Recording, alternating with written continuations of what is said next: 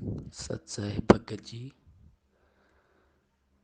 जी, मेरी 4-5 शंकाएं हैं और ये मुझे विश्वास है कि आप इसका सॉल्व कर देंगे। और मुझे 5 महीने नाम लिए हुए हैं, होने वाले हैं, और मैं किसी ज्ञान के आधार नहीं बनाया।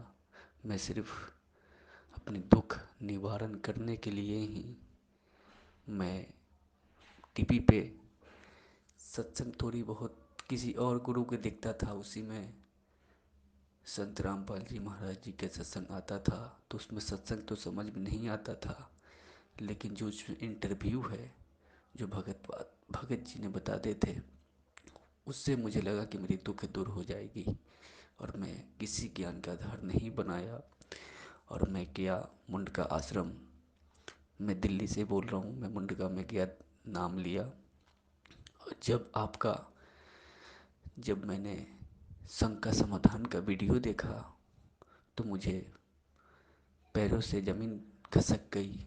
मुझे समझ में नहीं आई कि मैं क्या करूं, मैं कहाँ फंस गया।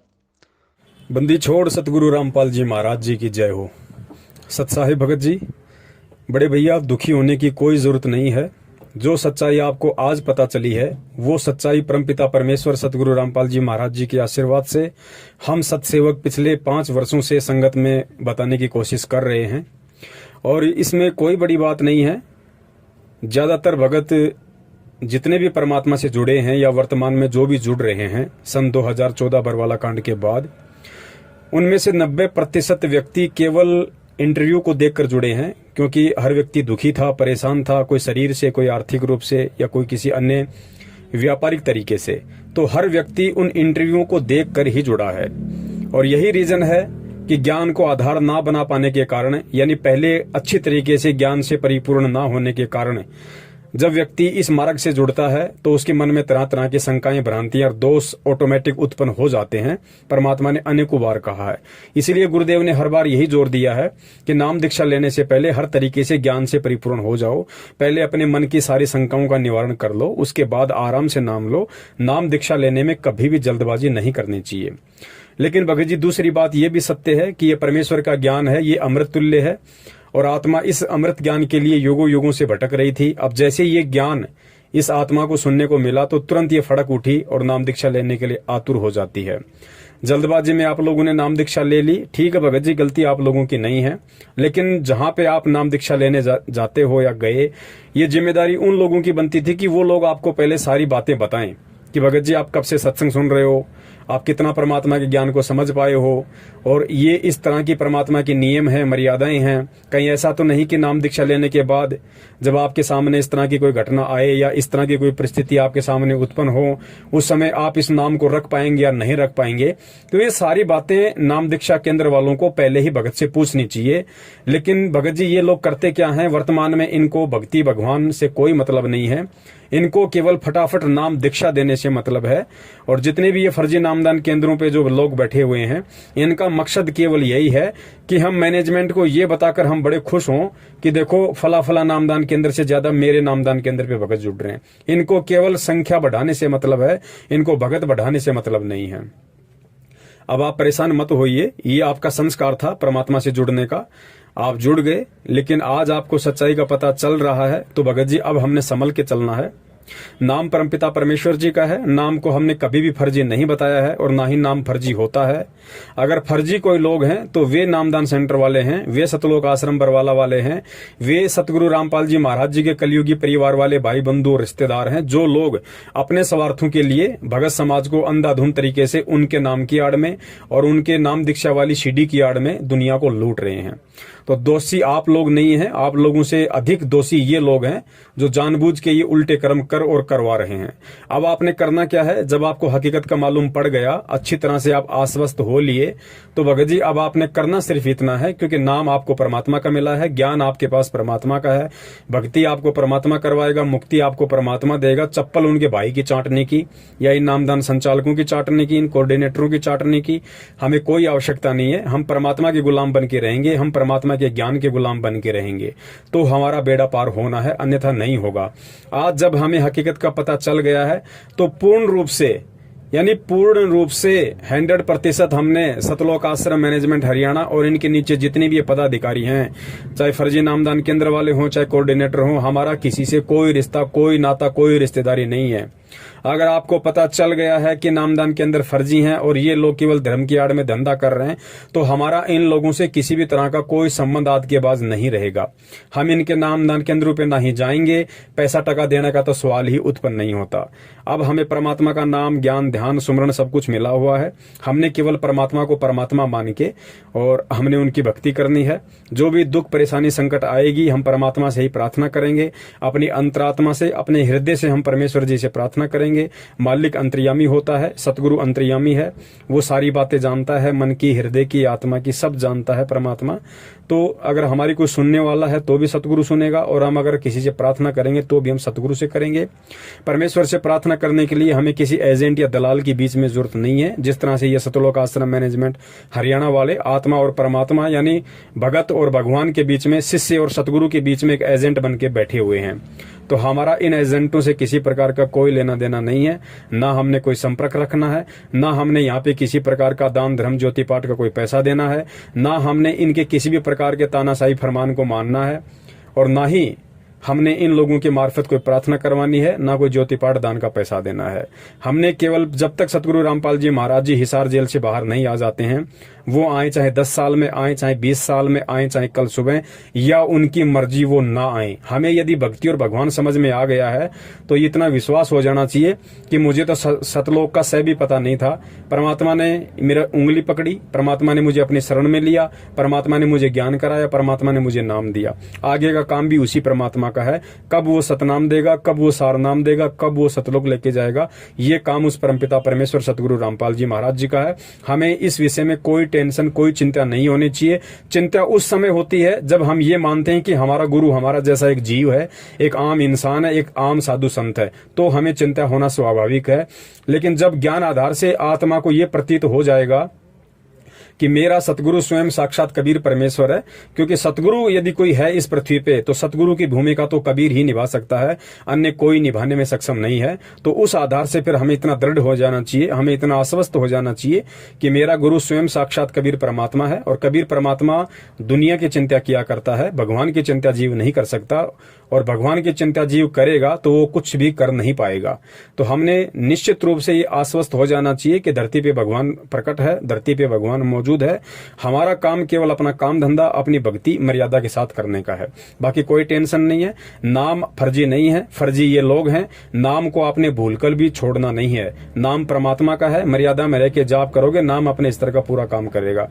मर्यादा में नहीं रहोगे, नाम का लाभ आपको बिल्कुल भी नहीं मिलेगा। ये परमात्मा का ऑटोमेटिक विधान है। मेरी शंका ये है कि भगत जी, मेरे घर में जैसे कि किसी का शादी हो, मैं अपनी परिवार में मैं ही अकेला हूँ जो नाम ले रखा हूँ, और मेरी यही शंका है कि जैसे कि मेरे घर में कोई शादी हो या कोई डेट कर जाता है तो उसमें हमें किस तरह से हमें करना चाहिए। अब जैसे शादी है, कोई कहता है कि हेल्प चाहिए, कोई कहता है शरीर से हेल्प चाहिए, पैसे से हेल्प चाहिए, कोई सामान से हेल्प चाहिए, तो क्या हम वो कर सकते हैं। और कोई अगर घर में डेट कर रहा है तो हम उसको कैसे हम सॉल्व करें, कैसे हम करें, क्योंकि वो लोग तो वही करेंगे जो पहला का परंपरा है। वो लोग तेरहवीं भी करेंगे, श्राद्ध भी निकालेंगे, हर कुछ करेंगे, तो उसमें हम कैसे करेंगे, खाना भी खिलाएंगे। तो हम ऐसा क्या करें जो हम भी, हमारी ये शंकाएं हैं।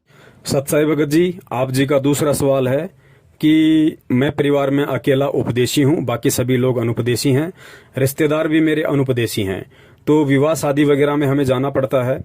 कई बार हमें उनको सहयोग करना भी पड़ता है, चाहे आर्थिक रूप से या शारीरिक रूप से। तो हम वो सहयोग कर सकते हैं या नहीं कर सकते हैं। देखिए भगत जी, परमेश्वर सतगुरु रामपाल जी महाराज जी ने सत्संगों में बताया है और अच्छी तरीके से समझा रखा है कि हमने किस प्रकार इस भक्ति में तालमेल बना के रखना है।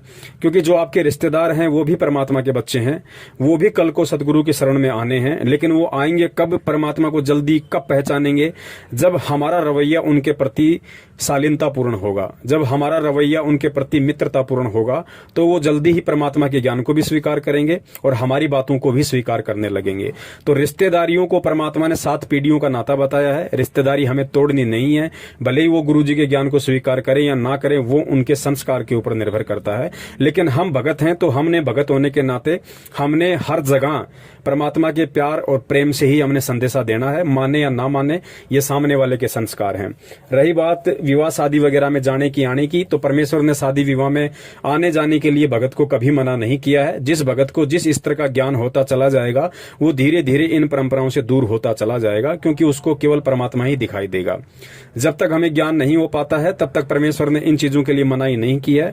परमेश्वर ने बताया कि विवाह शादी में हम जा सकते हैं, हम वहां पे खाना भी खा सकते हैं। खाना हमने बिल्कुल शुद्ध खाना खाना है, वेजिटेरियन खाना खाना है। खाना खाने की एवज में हमें लगता है कि मैंने 100 रुपए का खाया, 200 रुपए का खाया, उस एवज में हम वहां पे कन्यादान वगैरह भी कर सकते हैं। या फिर अगर किसी लड़के की शादी है तो हम अन्य तरीके से हम उनकी मदद कर सकते हैं ताकि वो भार हमारे ऊपर ना रहे। रही बात आर्थिक मदद की, तो भगत जी बिल्कुल हम रिश्तेदारी में आर्थिक मदद हम कर सकते हैं, ये गुरुदेव ने बताया है। लेकिन साथ में ध्यान ये भी रखना है, आर्थिक मदद करने से पहले आपने 1-2 बातों पर गहन विचार करना पड़ेगा। गुरुदेव ने बताया कि या तो आप किसी की आर्थिक मदद करना मत, और यदि आप किसी की 100, 50 लाख, 2 लाख, 10 लाख जितने की भी आप उनकी आर्थिक मदद करते हो, तो वो पैसा देने से पहले आपको ये सुनिश्चित हो जाना चाहिए कि यदि कल को इस व्यक्ति ने मुझे पैसा वापस नहीं लौटाया या ये व्यक्ति मुझे मना कर देता है, तो उस समय मुझे इस व्यक्ति से लड़ाई झगड़ा बिल्कुल भी नहीं करना है, कोई भी मुकदमा और केस पांगड़ा नहीं करना है। मुझे उस समय परमात्मा के ज्ञान आधार से अपने आप को टाइट रखना होगा, अपने आप को संभाल के रखना होगा। हम पैसा लेते समय यदि झगड़ा करेंगे तो भगत जी हम भी टेंशन में, वो भी टेंशन में, ना हमारी भक्ति हो पाएगी, ना वो हमारे से खुश हो पाएगा, और वो व्यक्ति फिर परमात्मा के ज्ञान को स्वीकार नहीं कर पाएगा, क्योंकि उसे लगेगा कि ये संत रामपाल जी महाराज जी का चेला है इसलिए इस तरह की हरकतें कर रहा है। तो पैसा दो, अवश्य दो, सहायता करो, लेन देन से यहाँ काम चलता है, उधार रूप में कोई दिक्कत नहीं है। लेकिन गुरुदेव ने बताया कि उधार देने से पहले अपने आप को टाइट रखना। भाई पैसे लेते समय किसी प्रकार का कोई मनमुटाव या झगड़ा नहीं होना चाहिए। यदि सामने वाला पैसा नहीं दे रहा है तो आपने किसी भी प्रकार का झगड़ा नहीं करना है, कोई भी आदमी इकट्ठा नहीं करने हैं, किसी भी प्रकार का राग द्वेष अपने मन में नहीं पालना है। रही बात शारीरिक रूप से सहायता करने की, तो गुरुदेव ने एक सत्संग में स्पष्ट इस पर भी जिक्र किया हुआ है। गुरुदेव ने बताया यदि आपको अपनी बहन बेटी के यहाँ पे जाना पड़ जाए विवाह में, शादी में, तो परमात्मा ने बताया कि आप उनकी आर्थिक रूप से भी मदद करो उधार रूप में, और साथ में शारीरिक रूप से भी आप वहां उनकी मदद कर सकते हो। यदि वहां ऐसी कोई व्यवस्था उनके पास नहीं है तो आप शरीर रूप से भी उनकी मदद कर सकते हैं, लेकिन बशर्ते हमने अपनी मर्यादाओं का पूर्ण ध्यान रखना है। परमात्मा ने मदद के लिए विवाह शादी में इसलिए छूट दी है क्योंकि भगत जी विवाह शादी कोई धार्मिक अनुष्ठान नहीं होता है।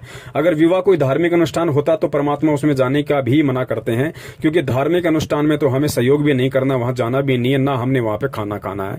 लेकिन शादी कोई धार्मिक अनुष्ठान नहीं है, इसलिए हम वहां पे आर्थिक रूप से भी उनकी मदद कर सकते हैं और शारीरिक रूप से भी हम उनकी मदद कर सकते हैं। सच्चाई भगत जी, आगे आप जी ने बताया कि जैसे किसी का निधन हो जाता है, कुछ शरीर छोड़ जाता है रिश्तेदारी में या परिवार में, तो हम क्या करें क्या ना करें। देखिए भगत जी, वैसे इसके बारे में विस्तृत रूप से सतगुरु रामपाल जी महाराज जी ने अपनी पवित्र पुस्तक ज्ञान गंगा के पेज नंबर 15 पर स्पष्ट रूप से मोटे मोटे अक्षरों में लिखा हुआ है। फिर भी दास कुछ बातें आपको उन्हीं के ज्ञान आधार से बता देता है। परमात्मा ने बताया कि दुख सुख में हमें सभी के यहाँ भागीदारी होना है, चाहे रिश्तेदार हो, चाहे ग्रामीण हो, चाहे आसपास का कोई हो। और कुछ परंपराएं ऐसी हैं उन लोगों की जिनमें हमने बिल्कुल भी सहयोग नहीं देना है, और हमारी जो क्रियाएं हैं, क्रिया मतलब जो मर्यादा गुरुदेव ने बताई है, उन मर्यादाओं में रह के हमने चलना है। सबसे पहले आन उपासना, क्योंकि जब किसी की डेथ हो जाती है तो नॉर्मली सांसारिक परंपराओं के तहत उनका गुरुजी या पंडित जी आता है, तो पंडित जी जो भी वहां पे पिंड वगैरह भरता है या और अन्य जो भी अपनी क्रिया करता है, नारियल वगैरह लाके पूजा पाठ वगैरह करता है, तो हमने ना तो उस सामग्री को मतलब हाथ से पकड़ना है, ना हमने मार्केट से वो सामग्री उस दिन लाके देनी है, और ना हमने किसी भी तरह से पूजा पाठ में हमने सहयोग करना है, ना हमने शामिल होना है। शामिल होने का मतलब ये होता है अगर हमारे परिवार में किसी की डेथ हो गई तो रहें तो कि हम परिवार में बाहर तो जा नहीं सकते। शामिल होने का मतलब है पंडित जी के कहे अनुसार हमने ना वहां बैठना है, ना हमने अपने जो भी पंडित जी जो भी क्रिया करता है उस क्रिया में हमने भागीदार नहीं बनना वहां पे। इसके अलावा गुरुदेव ने बताया कि आप मरने वाले की अर्थी को कांधा दे सकते हैं, शमशान घाट तक आप उसको लेके जा सकते हैं। चिता के लिए लकड़ी वगैरह का भी प्रबंध हम कर सकते हैं, उसमें कोई दोष नहीं है। हम चिता को अग्नि भी दे सकते हैं। वो लोग जैसा भी बोलते हैं राम नाम सत्य है, सत्य बोले गत है, हम वो भी बोल सकते हैं, क्योंकि सही बात है कि राम का नाम ही सत्य है और सत्य बोलने से अर्थात उसके सत भक्ति मंत्रों का जाप करने से ही मोक्ष है। इसके अलावा हम लोग मंगलाचरण भी बोल सकते हैं, इसमें भी कोई दिक्कत नहीं है। और शमशान घाट में जाने के बाद जिस प्रकार पंडित जी पिंड वगैरह भरते हैं, उनके मुंह में घी डालते हैं और चिता को जब अग्नि लगाते हैं तो साथ साथ में उसके चक्कर लगाते हैं, तो वो क्रियाएं हमने नहीं करनी है, ना हमने उन क्रियाओं में किसी प्रकार का कोई सहयोग करना है। उसके बाद जो उनका मुख्य प्रोग्राम आता है 12 या 13 दिन बाद में, जिसको 13वीं बोलते हैं, जहां पे पंडित जी वगैरह बुलाते हैं, ये लोग गंगा जी वगैरह से जल वगैरह लाते हैं, मालाएं लाते हैं।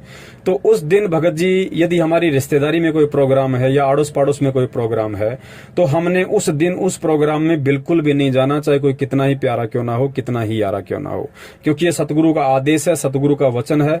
और यदि हम उस दिन वहां चले जाते हैं तो भगत जी वो एक तरीके से धार्मिक अनुष्ठान हो गया है, पाखंडवाद वहां चलेगा, तो हमने उस दिन वहां जाना भी नहीं है। जाने से वहां पे हमारा सहयोग माना जाता है और गुरु के वचन की अवहेलना हो जाती है।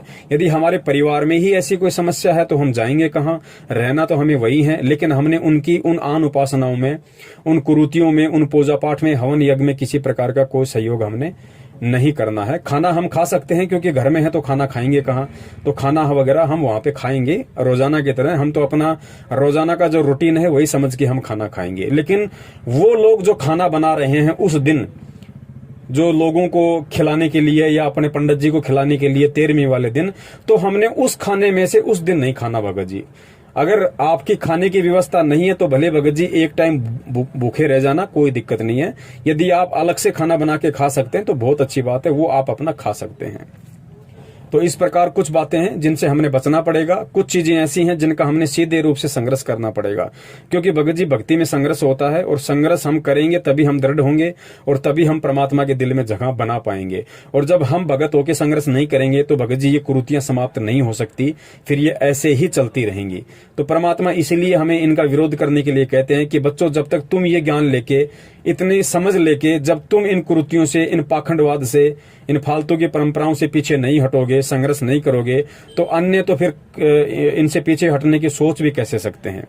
तो इस प्रकार से हमने भगत जी, यदि किसी का निधन हो जाता है, यदि कोई मर जाता है, तो हमने इस प्रकार अपनी रहनी करनी वहां पे करनी है, इस प्रकार की हमने क्रियाएं वहां पे करनी है। और जैसे भगत जी फैक्ट्री में मैं काम करता हूँ, तो वहाँ पे मालिक का एक रूल है कि वहाँ पे मंदिर लगा रखा है देवी देवताओं को, तो उसने अपने तो सामने आके पूजा करता है और जो लेबर है उनको कहता है कि तू पीछे हाथ जोड़ के खड़े हो जाओ। तो हम कहें कि हम तो हाथ नहीं जोड़ सकते हैं। तो उन्होंने बोला क्यों? हमने कहा गुरु जी की गुरु जी का आदेश नहीं है। तो ऐसा कौन सा गुरु है जो तुम्हारा पूजा से मना करते हैं? हमने कहा कि देखिए, पूजा और साधना में बहुत अंतर है। हमें इसी भगवान की साधना करते हैं, इनकी मंत्र जाप करते हैं, पूजा नहीं कर सकते हम। तो बहुत कोशिश किए, तो उन्होंने कहा कि कोई बात नहीं, पूजा नहीं कर सकते, दूर खड़े हो जाओ। तो वहाँ पे खड़े हैं, तो कोई मुझे दोस्त तो नहीं है। और एक शंका ये है कि जैसे आज 2-4 दिन में दिवाली आने वाली है, तो उसमें मालिक कुछ पैसे भी देंगे, कुछ सामान भी देंगे, मिठाइयाँ भी देंगे, तो क्या वो ले सकते हैं? सत्साई भगत जी, आगे आप जी कह रहे हैं कि मैं जिस फैक्ट्री में काम करता हूं वहां का मालिक वहां पे कुछ पूजा पाठ करता है। पूजा पाठ वो स्वयं करता है, लेकिन पूरी लेबर को पीछे हाथ जोड़ के खड़े होने के लिए बोलता है। भगत जी देखिए, इसमें किसी प्रकार का कोई दोष नहीं है। सबसे पहले हमें इस ज्ञान को समझना पड़ेगा। भगत जी, हम उनकी कोई पूजा नहीं कर रहे हैं। पूजा वो फैक्ट्री मालिक कर रहा है, पूजा अन्य व्यक्ति कर सकते हैं, लेकिन हमें ज्ञान है इसलिए हम इनकी पूजा नहीं कर सकते। हम केवल इनकी साधना कर सकते हैं, और साधना भी हमें वही करनी है जो सतगुरुदेव जी ने शास्त्र अनुकूल तरीके से हमें बताई है। यदि ऐसी कोई परिस्थिति है, आप फैक्ट्री में काम करते हैं, तो भगत जी ऐसी कोई दिक्कत नहीं है। पीछे हाथ जोड़ के हम खड़े हो सकते हैं, ब्रह्मा विष्णु महेश जी, माता जी या देवी देवताओं के आगे हाथ जोड़ने से कोई दोष नहीं है किसी प्रकार का, क्योंकि पवित्र गीता जी में सतगुरु रामपाल जी महाराज जी ने पढ़ाया है कि देवी देवताओं को नमस्कार किया जाता है और तत्वदर्शी संत को दंडवत प्रणाम किया जाता है। यदि हमसे देवी देवताओं को दंडवत प्रणाम करने के लिए कहा जाए तो हमने बिल्कुल नहीं करना है, लेकिन हाथ जोड़ के यदि नमस्कार करने के लिए कहा जाए तो हम सहर्ष कर सकते हैं, इसमें कोई दोष नहीं है, क्योंकि गीता जी परमात्मा का विधान है और परमात्मा कह रहे हैं कि देवी देवताओं को नमस्कार किया जाता है। तो नमस्कार करने में, हाथ जोड़ के खड़ा होने में ब्रह्मा विष्णु महेश के आगे कोई दिक्कत नहीं है। और वैसे भी कॉमन सेंस की बात है, जब हम सुबह सुबह या फिर जब भी दिन में हम मंत्र कार्ड लेके जब हम प्रथम मंत्र का जाप करते हैं तो भगत जी वही ब्रह्मा विष्णु महेश देवी और गणेश जी होते हैं। हम उनके आगे हाथ जोड़ के बैठते हैं और प्रथम मंत्र का जाप करते हैं। हाथ जोड़ने का मतलब है उनका सम्मान करना, उनका आदर करना। हाथ जोड़ना कोई पूजा में नहीं आता है। और वैसे भी भगत जी इस लोक की हमें जितनी भी सांसारिक सुख सुविधाएं प्राप्त हो रही हैं वो परमात्मा एक सिस्टम के तहत यानी ब्रह्मा विष्णु महेश जी के माध्यम से ही हमारे तक पहुंचवा रहा है। मान लीजिए आपके घर पे आपके फूफा जी, आपके जीजा जी आ रहे हैं, तो भगत जी क्या आप उनको हाथ जोड़ के नमस्कार नहीं करते? करते हैं ना। तो भगत जी एक बात बताइए, जब हम यहाँ एक दो कोड़ी के जीव जो रिश्ते में हमारा फूफा या जीजा या मौसा है, जब वो हमारे घर आता है तो हम उनको झुक के नमन करते हैं, हाथ जोड़ के नमस्कार करते हैं। तो ब्रह्मा विष्णु महेश भगत जी क्या उनसे छोटे हैं?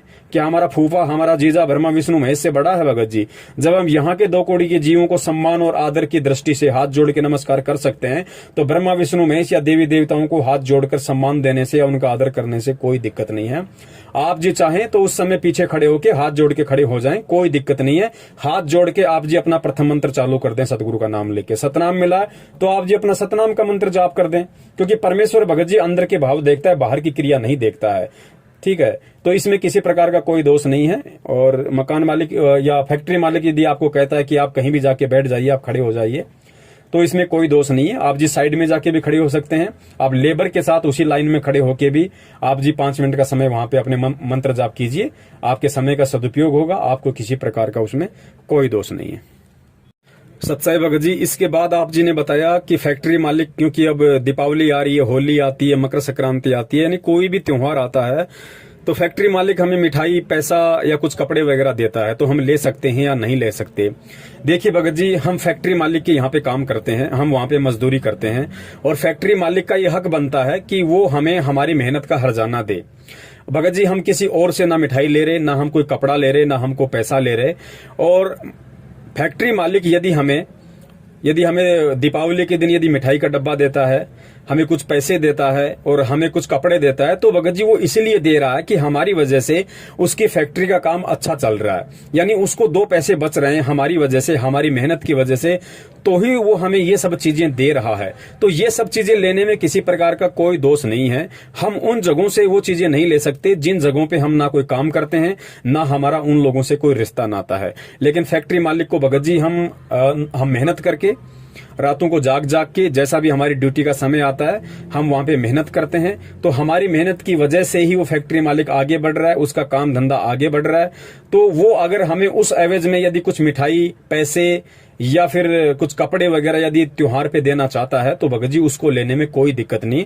और कॉमन सेंस की बात है भगत जी, अगर त्योहार के दिन, दीपावली के दिन यदि वो फैक्ट्री मालिक आपको यदि सुपरवाइजर से मैनेजर बनाना चाहे, यदि आपका प्रमोशन करना चाहे कि भाई दीपावली के दिन आप सुपरवाइजर हो, आपकी तनख्वाह 15,000 है और दीपावली के दिन मैं आपको मैनेजर बना रहा हूं, आपकी तनख्वाह 50,000 हो जाएगी, तो क्या आप मना करोगे? नहीं करोगे ना।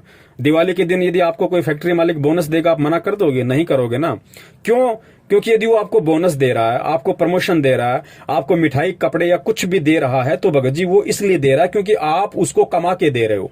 तो आप अपने हक का ले रहे हो, आप अपनी नेक कमाई का ले रहे हो भगत जी। किसी आपने उनसे मांगा नहीं है और ना ही हमने उनसे डिमांड करनी है कि साहब दिवाली आ गई, हमें तो कपड़े चाहिए, हमें मिठाई चाहिए, हमें पैसा चाहिए, हमें प्रमोशन चाहिए। हमने कुछ नहीं मांगना भगत जी, ना हमने प्रमोशन मांगना, ना हमने बोनस मांगना, ना हमने मिठाई मांगना, ना हमने पैसा मांगना, ना कपड़े लत्ता मांगना। और सामने वाला जिसके जहां पे हम काम करते हैं, सामने वाला यदि खुश होके हमें 5,000 देता है, 10,000 देता है, 1 किलो मिठाई देता है, 5 किलो मिठाई देता है, तो उसको लेने में किसी प्रकार का कोई हर्ज नहीं है, क्योंकि हम वहां पे काम कर रहे हैं और वो जो हमें दे रहा है वो हमें हमारा मेहनताना दे रहा है। कल को आप वो फैक्ट्री छोड़ दीजिए, जब अगली दीपावली आएगी तो आपको फोन करके ये भी नहीं पूछेगा कि आपके घर पे खाना बना है कि नहीं बना है। मिठाई, बोनस, प्रमोशन तो बहुत दूर की बात है। तो वो दे क्यों रहा है? क्योंकि हम उसको दे रहे हैं, हम उसको शारीरिक रूप से सहयोग दे रहे हैं, तो उसको आर्थिक रूप से पैसा मिल रहा है, उसको मदद मिल रही है, जिसकी एवज में वो हमें कुछ दे रहा है। तो वहां से लेने में हमें किसी प्रकार का कोई दिक्कत नहीं है, कोई दोष नहीं लगता है। भगत जी, यही शंकाएं हैं। और एक शंका और है कि जैसे घर परिवार में हमारी प्रथम नाम में ले रखा हूँ और कोई परिवार में ले नहीं रखा है, तो मेरे घर में जहाँ पे जोत लगा रखा हूँ, दरबार लगा रखा हूँ, और मैं किराए पे रहता हूँ, तो मेरे परिवार में सब कोई पीने खाने वाले हैं, मांस मछली खाने वाले हैं, पीने खाने वाले हैं। तो वहाँ पे मैं मना करता हूँ उनको कि आप लोग ऐसा मत करो, बिल्कुल मत करो। मैं बहुत मना करता हूँ, लेकिन मैं प्यार से ही मना करता हूँ, लेकिन वो लोग नहीं मानते हैं। और फिर जाके वो लोग अपना पीते खाते हैं, उसी घर में रहते हैं। अब किराए पे हैं, अब हमको उतना पैसा की बचत भी नहीं है कि हम अपना रूम कहीं अलग ले लें या 2 कमरे ले लें जिसमें गुरु जी के दरबार अलग रखें और भाई लोग अपना अलग रहें। तो ऐसा भी हमारे बचत नहीं है, तो उसमें तो कोई दोष नहीं है। और जैसे कि सिस्टर का शादी होने वाला है, तो उसमें जैसे कि पहले परंपरा तो यही है कि दहेज लेके ही शादी करते हैं लोग, लेकिन हम तो गुरु जी के शरण में हैं, तो हम तो नहीं दहेज ले सकते हैं, नहीं दे सकते हैं। तो वो लोग अगर ये मांगते हैं तो हम किस तरह से शादी करेंगे? सत्साई भगत जी, इसके अलावा आप जी कह रहे हैं कि घर में सभी अनुपदेशी हैं और हमारे घर में मांस मिट्टी वगैरह भी खाते हैं, बाहर से लोग लेके आते हैं, भाई है बहन है, घर पे खाते हैं। तो मैं किराए पे रहता हूँ, एक ही मकान है। अब मैं कैसे एडजस्टमेंट करूं, मैं कैसे रहूं, कैसे संतुलन बना के बैठूं? मैं उनके साथ में रहता हूं, खाता पीता हूं, तो कहीं मुझे कोई दोस्त तो नहीं है? देखिए भगत जी, सतगुरु रामपाल जी महाराज जी ने कहा है कि कबीरा तेरी झोपड़ी गल कटियन के पास, जो करेगा सो भरेगा, तू क्यों भया उदास। भगत जी, आप अगर दूध पियोगे तो आपको फायदा है, भाई शराब पिएगा तो भाई को नुकसान है। आपके शरीर को किसी प्रकार का कोई नुकसान नहीं है। तो आपकी मजबूरी है, आप जी एक कमरे में सब रहते हैं। भगत जी ऐसा है, वो लोग चाहे मांस खाएं चाहे शराब पिएं, ये आपके परिवार का मामला है। आप उनसे दूर कहीं जा नहीं सकते, दूर कहीं रह नहीं सकते। तो खाना वाना जब वो बनाएं तो बोला करो, भैया आप लोग जब ये मांस मिट्टी वगैरह खाओ तो हमारा खाना ना बनाया करो। आप लोग जिस दिन साधारण तरीके से रहो, उस दिन हमारा हाथ पैर वगैरह धो के शुद्ध तरीके से हमारा खाना बना दो, हम खाना खाएंगे, उसमें कोई दिक्कत नहीं है। कहने का मतलब है, जिस दिन आपका भाई शराब पी के आता है या मांस मिट्टी खा के आता है, उस दिन हमने उस भाई के हाथ से ना तो खाना खाना है, ना ही हमने उस बहन के हाथ का बना हुआ खाना खाना है जिस दिन वो बहन मांस मिट्टी खाती है। बाकी दिन भगत जी हमारे परिवार का मामला है, जाएंगे कहां, वहीं हमें खाना पड़ेगा। दूसरी बात, आप अपना आरती मंत्र सुमरण करोगे, उसमें भगत जी किसी प्रकार का कोई दोष नहीं है। खाना जब आप खाओ तो भगत जी परमात्मा ने अन्नदेव की आरती बता रखी है, खाना खाने से पहले और खाना खाने के बाद की दोनों आरती हमें करनी है। ये दोनों आरतियां तो हमें रोजाना करनी है। सतगुरु का आदेश है कि खाना खाने के बाद अन्नदेव की आरती अवश्य करनी चाहिए, चाहे मन ही मन में कर दो, चाहे बोल के कर दो। मालिक का दरबार यदि आप घर में लगा पाते हैं तो बहुत अच्छी बात है। यदि परमात्मा का दरबार आप घर में नहीं लगा पाते हैं तो भगत जी उसमें भी कोई दिक्कत नहीं है। आप अपने हृदय रूपी गुफा में अपने परमात्मा को बैठाइए, अपने हृदय में परमात्मा की फोटो लगाइए, अपने मन मंदिर में परमात्मा की ज्योत जलाइए। भगत जी, परमात्मा मजबूरी देख रहा है, वो अंतर्यामी है, वो सब जानता है कि ये भगत जानबूझ के टाल मटोल कर रहा है या वास्तव में इसको मजबूरी है, जिस वजह से ये ज्योत बत्ती वगैरह या दरबार नहीं लगा पा रहा है। दरबार यदि आप लगा भी पाते हैं तो भी उसमें कोई दोष नहीं है, चाहे आपके घर में मांस मिट्टी खाने वाले हों, कोई दिक्कत नहीं है, क्योंकि भगत जी ये परिवार का मामला है। हाँ, गुरुदेव ने कहा है, यदि आपका पूरा परिवार उपदेशी है, बाहर से यदि कोई व्यक्ति ऐसा मांस मिट्टी खाने वाला आता है तो उसको उस जगह नहीं जाने देना जहां पे परमात्मा का दरबार है। अब घर में सारे लोग हैं तो घर से निकल के आप जाओगे कहां?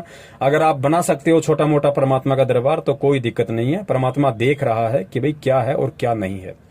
अगर परिवार में दरबार लगेगा, परमात्मा की फोटो के दर्शन वो अनुपदेशी लोग भी करेंगे तो भगत जी परमात्मा की फोटो देखने मात्र से भी उनके संस्कार बनते हैं। परमात्मा कहते हैं कि भाई साधु दर्शन राम का, मुख पे बसे सुहाग, दर्श होने को होते हैं जिनके पूर्ण भाग। घर में यदि आप अपना आरती करोगे तो भगत जी आरतियों की जो वाणी है उसका भी असर उस परिवार पे पड़ता है।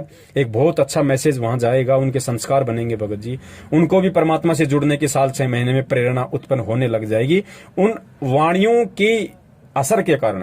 तो यदि आप परिवार में यदि आप 3 टाइम की आरती कर सकते हैं बहुत अच्छी बात है, नहीं कर सकते हैं तो आप अपना कान में लीड लगा के अपना काम करते करते कर लीजिए, अपना फैक्ट्री में आते जाते समय कर लीजिए, घर में भी आप कर सकते हैं कान में लीड लगा के, यदि घर वालों को आवाज अच्छी नहीं लगती है तो। और यदि उनकी तरफ से कोई प्रॉब्लम नहीं है तो आप सत्संग भी चलाइए घर में धीमी धीमी आवाज में, परमात्मा की आरती भी कीजिए, उन वाणियों के असर से भगत जी उनके भी संस्कार बनेंगे। ज्योत बत्ती यदि आप घर में नहीं कर सकते हैं तो कोई बड़ी बात नहीं, यदि आपको दिक्कत नहीं है तो आप अपना दीपक छोटा सा घर में परमात्मा के नाम का खड़ी बत्ती वाला देसी घी का लगा सकते हैं। लेकिन ध्यान रखें, जब तक कोई भी व्यक्ति परमात्मा से ना जुड़ा हो या कोई भी व्यक्ति परमात्मा से संकल्प दीक्षा ना लिया हो, तब तक कोई भी अनुपदेशी व्यक्ति परमात्मा की ज्योत बत्ती नहीं कर सकता है भगत जी। वही व्यक्ति करे जो व्यक्ति परमात्मा से या तो संकल्प नाम दीक्षा के माध्यम से जुड़ा हो या फिर परमात्मा से नामदान लेके जुड़ा हो। तो यहाँ हमें इस तरीके से रहनी करनी है, जो जैसा करेगा वो अपना पाएगा, आपको किसी प्रकार का कोई दोष नहीं है भगत जी। हम मार्केट में जाते हैं 4 दिन के लिए 5 दिन के लिए कहीं बाहर जाते हैं, हम भगत जी ढाबे पे खाना खाते हैं, ढाबे पे लिखा है शुद्ध वैष्णव भोजन, हमें लगता है कि यहाँ पे बिल्कुल वेजिटेरियन खाना मिलेगा, आप वहाँ खाना खा लिए। आपको क्या पता कि जो रसोई में खाना बना रहा है उसने शराब नहीं पी रखी होगी, उसने मांस मिट्टी नहीं खा रखी होगी। आपको क्या पता कि वो लोग अपने लिए उसी होटल में मांस नहीं पकाते होंगे या शराब नहीं पीते होंगे। लेकिन हमने हमारे काम से मतलब है, हमने पैसे दिए, हम वहां से निकल गए, हमें कोई मतलब नहीं पीछे से कौन खा रहा है क्या पी रहा। हाँ, यदि हमें मालूम पड़ेगा कि इस आदमी ने पी रखी है या ये आदमी मांस मिट्टी खा रहा है तो फिर हमने वहां पे भोजन पानी वगैरह का इस्तेमाल नहीं करना है। यही स्थिति अपने घर की है। अगर हमें नहीं पता है तो हम खाना खा सकते हैं उनके हाथ का। यदि हमें पता चल गया कि आज इस दिन इसने मांस खा रखा है या आज मेरे भाई ने शराब वगैरह पी रखी है, तो हमने फिर उनके साथ में खाना नहीं खाना। साथ में खाना खाने का मतलब एक थाली में खाना नहीं खाना, अलग अलग हमने थालियों का प्रयोग करना है। हमने किसी भी अनुपदेशी की जूठन का प्रयोग नहीं करना। जूठन से मतलब एक कटोरी में दोनों व्यक्ति सब्जी नहीं खा सकते हैं, और एक ही प्लेट में यदि चपाती रखी हो तो उस चपाती में उठा उठा के हर व्यक्ति नहीं ले सकता है। कहने का मतलब सबके बर्तन अलग अलग होने चाहिए, एक ही बर्तनों में हमें खाना नहीं खाना है। आपके परिवार वाले यदि मांस मिट्टी का यूज करते हैं और आपके लिए यदि खाना बनाते हैं तो उनको बोल दो भैया मेरा खाना थोड़ा आप लोग बर्तनों को साफ करके बनाया करें। यदि घर में मांस मिट्टी बनती है तो, यदि घर में मांस मिट्टी नहीं बनती है तो फिर किसी प्रकार की कोई दिक्कत नहीं है। तो इस प्रकार से आप जी अपनी रहनी करने को सुचारू रूप से कर सकते हैं, इसमें कोई दिक्कत नहीं है। यदि छोटी मोटी ऊंच नीच जाने अनजाने में हो भी जाती है तो परमात्मा समझता है, मालिक अंतर्यामी है कि भाई क्या मजबूरी है मेरे भगत के साथ में, क्या मजबूरी नहीं है। उस हिसाब से भगत जी हमें किसी प्रकार का कोई दोष नहीं लगता है, लेकिन कोशिश हमने हर संभव बचने की ही करनी है। सत्साहिब सत्साई भगत जी, आगे आप जी बता रहे हैं कि आपकी बहन की शादी होने वाली है, परिवार में सभी अनुपदेशी हैं, सामने वाले दहेज की डिमांड कर रहे हैं। भगत जी आप उपदेशी हैं, नियम परमात्मा के आपके ऊपर लागू हैं, बाकी परिवार वाले अनुपदेशी हैं, तो परमात्मा का कोई भी नियम उनके ऊपर लागू नहीं है। कहने का मतलब है यदि बहन की शादी है, आप बहन की शादी में भगत जी आप पैसा देके, जो भी आप अपना फैक्ट्री में काम करते हैं, जितना भी आप कमाते हैं, उस हिसाब से आप जी बहन की शादी में आर्थिक रूप से और शारीरिक रूप से मदद अवश्य कर सकते हैं। लेकिन ध्यान रखना भगत जी, हमने किसी भी प्रकार के पूजा पाठ वगैरह में शामिल नहीं होना है। घर वाले यदि कोई पंडित वगैरह का इंतजाम करते हैं, या घर वाले यदि अन्य किसी पूजा पाठ वगैरह के लिए, या फिर कोई कपड़ा लत्ता देने के लिए, या किसी प्रकार के लेन देन के लिए यदि कोई व्यवस्था करते हैं, भगत जी आपकी मजबूरी है, आपका एक मतलब ज्वाइंट आपकी फैमिली है और कमाने वाले केवल आप 1 या 2 हैं। आप जी पैसे से मदद कर सकते हैं क्योंकि उन व्यक्तियों को ज्ञान नहीं है, लेकिन आप केवल पैसे से मदद कर सकते हैं। बाकी अन्य किसी भी प्रकार की पूजा पाठ, हवन, लेन देन, जुआरी, टीका, तिलक, बात, इनमें आपने बिल्कुल भी सहयोग नहीं करना है। आप परिवार वालों को स्पष्ट रूप से बता दीजिए कि साहब देखिए मेरे हिस्से में जितना पैसा आता है बहन की शादी के लिए उतना आप मेरे से ले लीजिए। मेरे शरीर से जो मेहनत बन पड़ेगी, जो बाराती हैं, जो रिश्तेदार हैं, जिनको खाना खिलाना, चाय पिलाना, उनकी सेवा करना है, या फिर जो है मतलब ब्याह शादी वगैरह में खाना वगैरह बनवाना या बारात को जिमाना, जो भी है वो मैं करूंगा। लेकिन फालतू की जो परंपराएं हैं, जो रीति रिवाज हैं, लेना देना, तिलक निकालना, जुआरी करना, पैसे देना, पैसे देने का मतलब जैसे वो टीका निकालते हैं फिर 11-11 रुपए देते हैं, ये सारी बकवादें हमने बिल्कुल नहीं करनी है। ना हमने कोई टीका निकलवाना, ना हमने पैसा लेना, ना हमने जवारी रूप में पैसा देना। कपड़े लत्ते का लेन देन आपके परिवार वाले अपने स्तर पे करें। आप जी केवल आर्थिक रूप से उनको मदद कर सकते हैं। एक बार शुरू में बोल दीजिए कि भाई मेरे हिस्से में कितने आ रहे हैं या फिर मैं आपकी कितनी मदद कर सकता हूं, उस हिसाब से आप जी उनको पैसा वगैरह दे दीजिए। बाकी आपने किसी भी प्रकार की क्रियाओं में सहयोग नहीं करना है। जो पाखंड की क्रियाएं हैं, जो फालतू की क्रियाएं हैं, जिनका भक्ति मार्ग से दूर दूर तक कोई लेना देना नहीं है, और जो गुरुदेव ने हमें बता रखी हैं, उन क्रियाओं में हमने किसी प्रकार से उनका कोई भी सहयोग नहीं करना है। तो ये कुछ बातें हैं, इन बातों से हमने भगत जी बचना है और इन परंपराओं से हमने धीरे धीरे हटना है।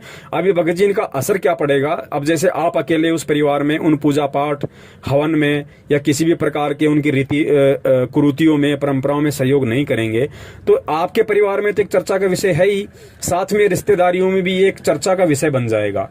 भाई ऐसा क्या ज्ञान है, भाई ऐसा कौन गुरु है? हमारे गुरु तो मना नहीं करते, उनके गुरु क्यों मना करते हैं? तो एक तरीके से वहां पे परमात्मा की चर्चा चलेगी। अब थोड़ा थोड़ा होते होते बात जब आगे बढ़ती है तो लोग सोचने पे विवश होते हैं, लोग मजबूर होते हैं कि ऐसा क्या है, ऐसा क्या ज्ञान देते हैं इनके गुरु जी आखिर। तो उन लोगों की भी थोड़ी जिज्ञासा बनेगी जब हम दृढ़ होंगे, यानी हमारी दृढ़ता के कारण, हमारे संघर्ष के कारण एक विषय बना चर्चा का, और चर्चा का विषय बना तो फिर आदमी चिंतन करने के लिए सोचता है। भगत जी चिंतन करेगा तो फिर उसको गुरु जी का सत्संग सुनना पड़ेगा या पुस्तक पढ़नी पड़ेगी, तो धीरे धीरे वो लोग भी इस तरह से परमात्मा के विषय में सोचने लगेंगे, परमात्मा से जुड़ने का विचार करने लगेंगे जब उनके समझ में आएगा। तो इस तरीके से भगत जी हमने बचना है और अपनी भक्ति को बचा के रखना है। सत साहिब। और भगत जी एक शंका ये है कि मैंने जब नाम लिया गुरु जी से तो मेरे अंदर बहुत ही ज़्यादा, जब मैं यूट्यूब पे सत्संग देखने लगा तो इसमें ये आने लगा कि गुरु जी जेल में कैसे गए। मैंने, क्योंकि नाम लेने से पहले तो मैं देखा नहीं कि गुरु जी जेल में क्यों गए, इसका कारण क्या है। तो जब मैंने सत्संग में जब दिखने लगा गुरु जी के ऊपर इतना आरोप लगा है, गुरु जी ये किए हैं, वो किए हैं, ऐसे हैं, वैसे हैं, तो मेरे मन में बहुत शंकाएं आने लगी। तो गुरु जी के प्रति बहुत दोष आ गई, बहुत दोष आ गई। तो अब तो मुझे पता भी चल गया है कि अभी लोग जो नामदान वाले हैं ये तो फर्जी हैं। तो मेरा तो लग रहा है खंड हो गया है। तो मैं कैसे मैं इसको शुद्धि करूं, कैसे मैं इसको वो करूं, मुझे थोड़ा सलूशन बताइए। सत्साई भगत जी, आगे आप जी कह रहे हैं कि नाम दीक्षा लेने से पहले मुझे कुछ नहीं पता था किसी भी प्रकार की घटना का, और जैसे ही उसके बाद मुझे बरवाला कांड के विषय में पता चला, मैंने मीडिया के मार्फत तरह तरह के वीडियो देखे, लोगों की बातें सुनी, तो मेरे मन में गुरुजी के प्रति दोष उत्पन्न हो गया। भगत जी, ये एक स्वाभाविक सी बात है, इसीलिए परमात्मा बार बार जोर देते हैं कि बच्चों पहले ज्ञान को आधार बनाओ, पहले सतगुरु और भक्ति को समझ लो। जिस व्यक्ति ने अपने सतगुरु को समझ लिया, उस व्यक्ति को चाहे दुनिया कितना ही उसके ऊपर गंदगी डाल दे, चाहे कितनी गंदगी उसके गुरु के ऊपर डाल दे, वो व्यक्ति जिंदगी में डगमग होने की बात तो छोड़िए, अपने सतगुरु के प्रति मन में 1% शंका भी पैदा नहीं कर सकता है, जो ज्ञान समझ के, ज्ञान पे दृढ़ होके जो भक्ति से जुड़ता है। फिर भी भगत जी चलिए कोई बात नहीं, ये कलयुग है और जल्दबाजी में आप जी जुड़ गए, बहुत सारी आत्माएं जुड़ी हैं मीठे मीठे इंटरव्यू देख के, और अब आप कह रहे हैं कि मेरे मन में इस तरह से दोष उत्पन्न हो गए थे। भगत जी कोई बात नहीं, परमात्मा कहते हैं कि हमको इस काल भगवान ने कितनी गंदगी में लपेट रखा है, और जब छोटा बच्चा बार बार लेटरिन करता है, सारे कपड़े खराब कर लेता है, खुद भी खराब हो जाता है, तो माँ उससे नाराज नहीं होती। माँ फिर से उसको नहलाती है, उसको धुलाती है, नए कपड़े पहनाती है। 5 मिनट बाद बच्चा फिर से लेटरिन कर देता है, फिर से बाथरूम कर देता है, वो माँ उसको मारती नहीं, फिर से उसको नहलाती है, फिर से उसको साफ करती है। माँ को पता है कि नादान है, धीरे धीरे समझदार होगा तो सारी चीजें समझने लग जाएगा। तो भगत जी फिलहाल वर्तमान में जब हम परमेश्वर से जुड़ते हैं तो हमारी स्थिति भी उस नादान बच्चे की तरह होती है। हमारे मन में इस तरह की शंकाएं आना स्वाभाविक है, कोई बड़ी बात नहीं है, क्योंकि सभी व्यक्तियों के संस्कार इतने प्रबल नहीं होते, सभी व्यक्ति ज्ञान को आधार बनाकर नहीं जुड़ सकते। लेकिन यदि अब आपकी समझ में आ रहा है कि ये सारा पाखंड है, सारा ढोंग है, हमारे गुरुदेव बिल्कुल सोना है, खरा सोना है, हमारे गुरुदेव ऐसा कोई भी दोष, कोई भी ऐसा गलत काम नहीं कर सकते, और जिन लोगों ने किया उन लोगों की सच्चाई आज संगत के सामने आ रही है।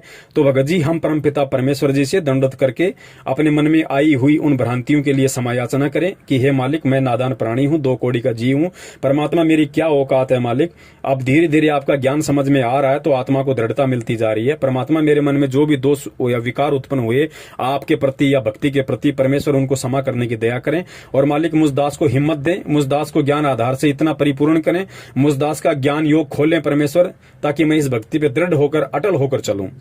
तो मन में कोई दोष नहीं लेके आना है, और यदि ऐसा कोई दोष आ जाता है तो भगत जी हमें परमात्मा से ही समायाचना करनी है। परमेश्वर ही माफ करने वाला है, और परमेश्वर ही सद्बुद्धि देके हमें उन चीजों से बाहर निकालने वाला है।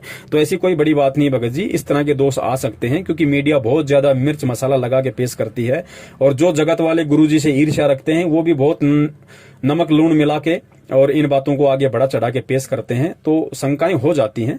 लेकिन ध्यान रखना, हमने भक्ति नहीं छोड़नी है, भगवान से अविश्वास नहीं करना है, क्योंकि ये परमात्मा है। बड़ी मुश्किल से हाथ लगा है भगत जी, अब की बार हमने धोखा नहीं खाना है। सत साहिब। और भगत जी एक बात यह है कि मेरी शादी नहीं हुआ है और कभी कभार मुझसे हस्त मिथुन हो जाती है और गंदी गंदी विचारें आती हैं, इससे मुझे हस्त मिथुन हो जाती है। भगत जी यही मेरा सबसे बड़ी एक मतलब कि एक गंदी आदत की तरह है ये।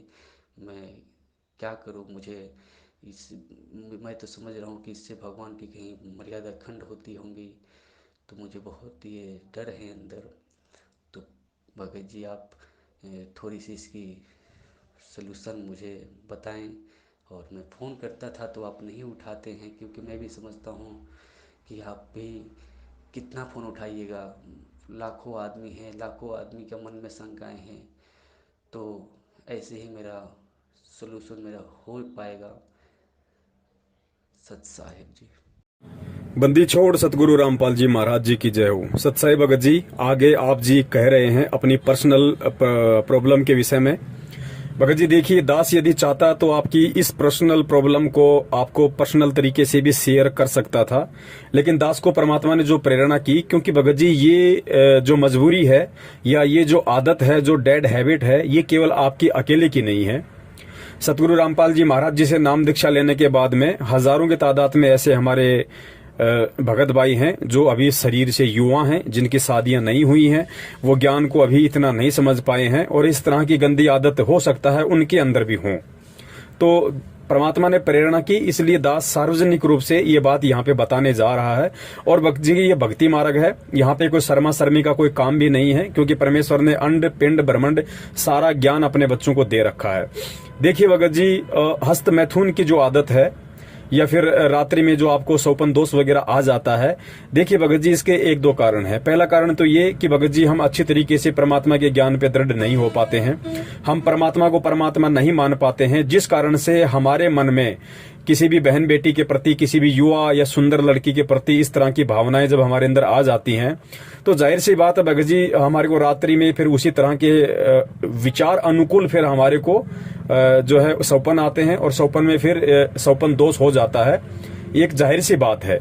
तो हमें कोशिश करनी है परमात्मा के ज्ञान आधार से, और परमेश्वर ने बार बार हमें जो पाठ पढ़ाया है हमें उसका अनुसरण करना है कि भाई इस भक्ति मार्ग में आने के बाद परमात्मा कहते हैं कि पर नारी को देखिए बहन बेटी के भाव, कहे कबीर काम नाश का यही सहज उपाय। जब तक हम दूसरे की बहन बेटियों को अपनी बहन बेटी की तरफ से नहीं देखेंगे, और दास तो ये निवेदन करता है भगत जी, हमने केवल अपनी बहन बेटी की नजर से ही नहीं देखना, क्योंकि इस दुनिया में ऐसे ऐसे दुष्ट लोग हैं जो अपनी बहन बेटियों के साथ भी इस तरह के कुकर्म कर डालते हैं। तो इससे थोड़ा और ऊपर उठकर हमने उन सभी बहन बेटियों को, हमने सतगुरु रामपाल जी महाराज जी की आत्माएं देखना है, रामपाल जी महाराज जी की बहन बेटियां देखना है। तो जाहिर सी बात है फिर इस तरह के दोष एक भगत के मन में नहीं आएंगे, और धीरे धीरे यदि आते भी हैं तो आना वो बंद हो जाएंगे, क्योंकि जब ज्ञान हो जाएगा कि हम सब आपस में असली, हम लोग रियल सिस्टर ब्रदर हैं। सतलोक में हम सभी भाई बहन थे, हम सब भाई बहन हैं। इस काल लोक में आके इसने किसी को किसी की बेटी बना दिया, किसी को पत्नी बना दिया, किसी को माँ बना दिया।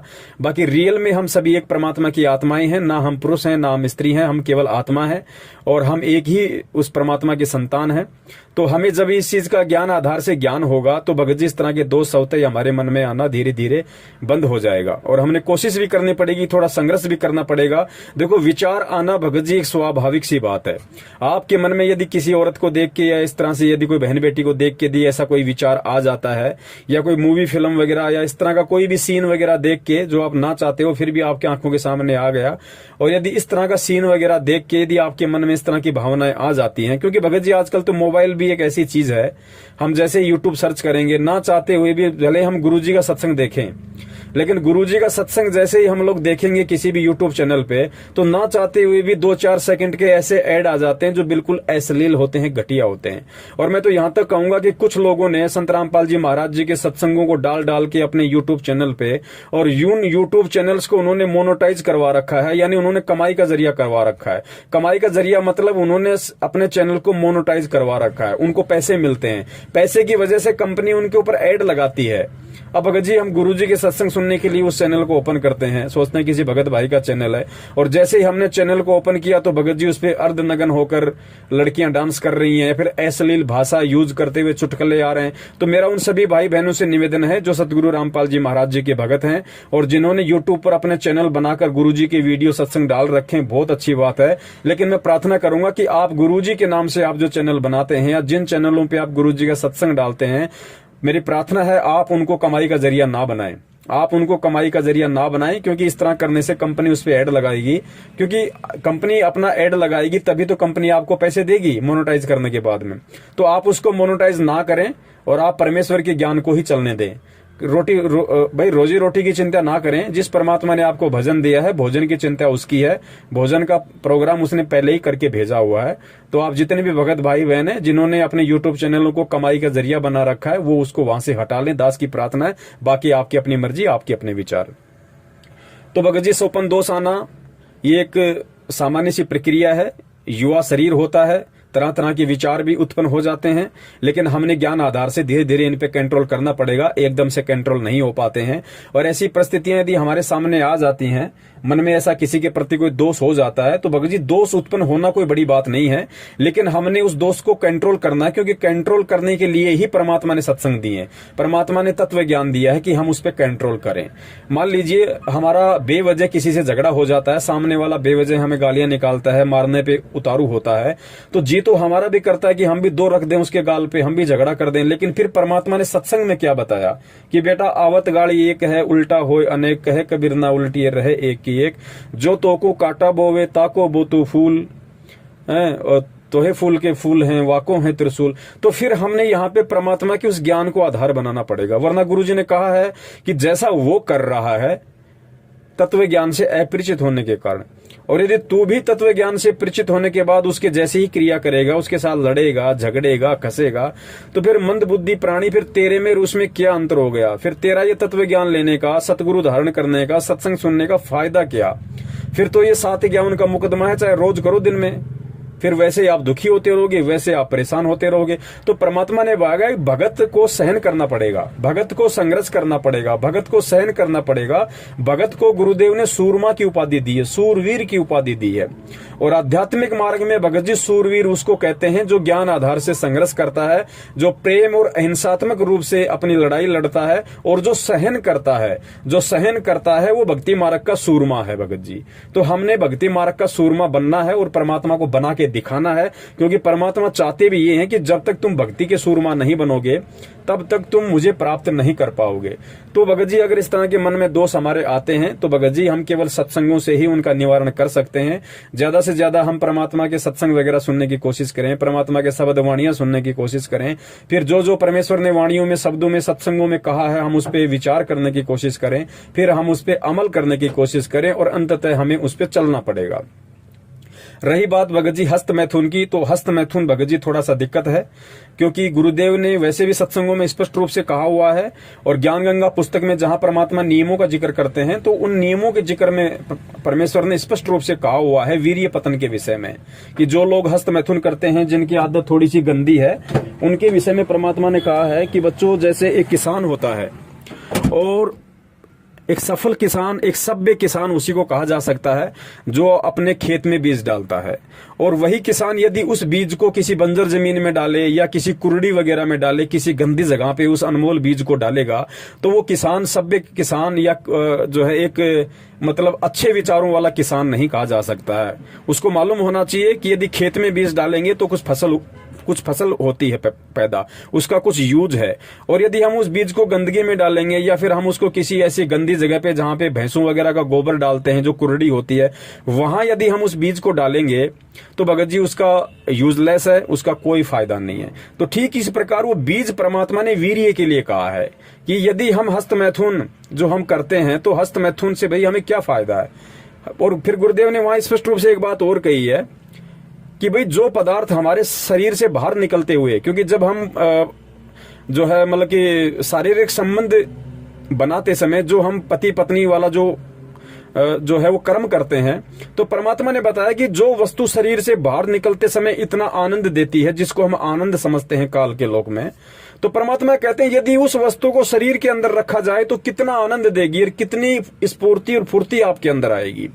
तो ये संकेत वहां परमात्मा ने किया है। दास ने थोड़ा सा स्पष्ट रूप से यहाँ पे बोलना अनिवार्य हो गया, क्योंकि ये समस्या केवल आपकी नहीं है, समस्या बहुत सारे भगत भाइयों की है। और भगत जी, ये परमात्मा कबीर साहिब जी का सत भक्ति मारा गया है, हमें परमात्मा ने कंचन बना दिया। आज से पहले हम सबकी यही हालत थी भगत जी, कोई छुपा हुआ नहीं है। कोई ये कहे कि मैं तो कभी करता ही नहीं था, मैं तो बहुत अच्छा था, हो सकता है एक दो आत्मा ऐसी होंगी जिनमें ये विकार ना हो, लेकिन भगत जी 99% लोग इन सभी विकारों से ग्रस्त थे, जो आज परमात्मा की शरण में आके अपने आप को जो है भगत बना के बैठे हैं। तो भगत जी विकार थे, तभी तो परमात्मा ने भक्ति दी निर्विकार बनाने के लिए। और भगत जी दास की भी एक बहुत ही ये बुरी आदत थी, ये जो आपने जिक्र किया है मतलब कि हस्त मैथुन का। भगत जी दास में भी नाम दीक्षा लेने से पहले बहुत ही गंदी आदत थी। हालांकि दास की शादी 1998 में हो गई थी, नाम 2013 में मिला है।